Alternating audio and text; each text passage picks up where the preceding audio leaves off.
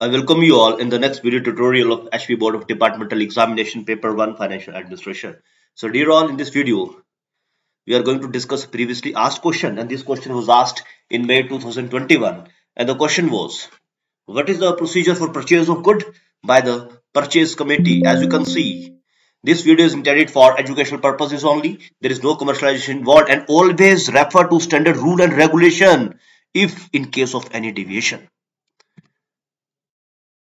So this is HPFR 2009, and let me show you again. This is the chapter number 6. Now you have to recall the chapter number 6 related to the procurement of goods and services. I am repeating again, chapter number 6 related to procurement of goods and services. I am repeating again for you guys, chapter number 6 procurement of goods and services, part A procurement of goods, and rule number, you have to quote the rule.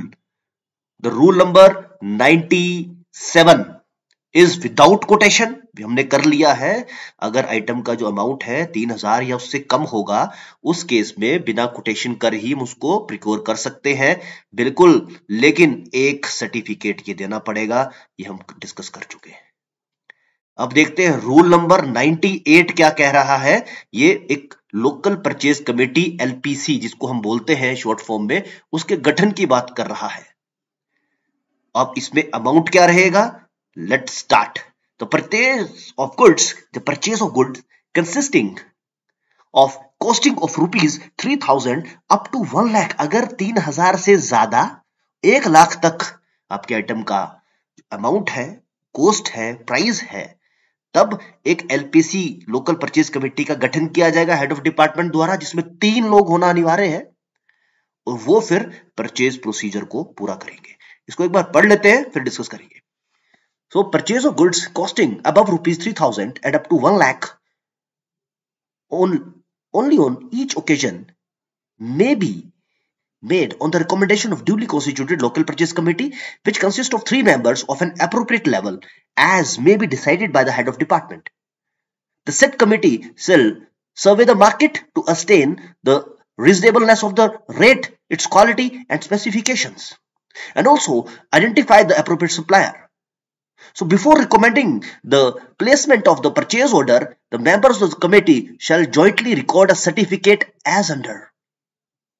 मतलब कि before recommending the placement of purchase order से पहले ही local purchase committee का गठन होगा. वो market जाएंगे और जो भी रीजनेबलनेस है रेट की, प्रोडक्ट की क्वालिटी, उसकी स्पेसिफिकेशन, उसको एस्टेंड करेंगे. उसके बाद ही वो एक सर्टिफिकेट देंगे. ये सर्टिफिकेट बहुत अनिवार्य है.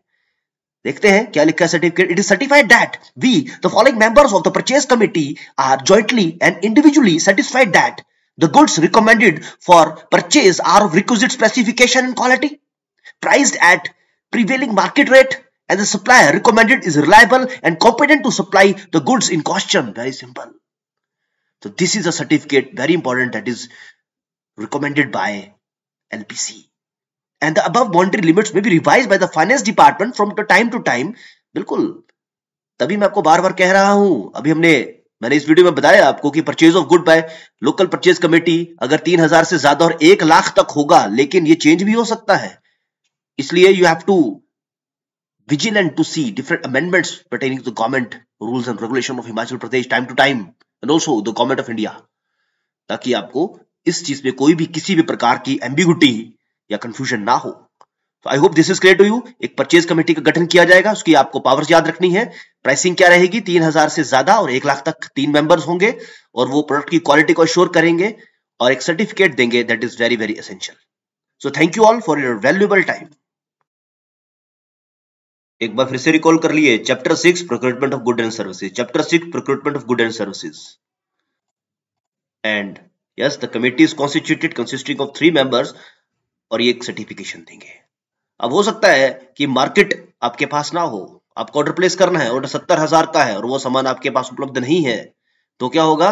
उस एवज में भी जो है सर्वे जो किया है मार्केट का, वो परचेज कमेटी द्वारा ही किया जाएगा. तो लोकल परचेज कमेटी तो होगी बेसिकली आपके पास 3 मेंबर्स की होगी, जिसको हेड ऑफ डिपार्टमेंट बताएगा. वो ज्यादातर लोकल सामान को ही परचेज करेंगे.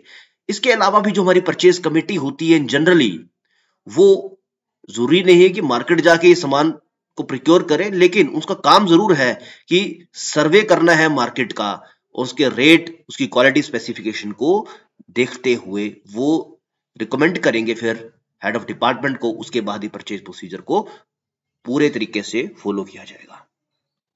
सो I hope this is clear. Thank you very much.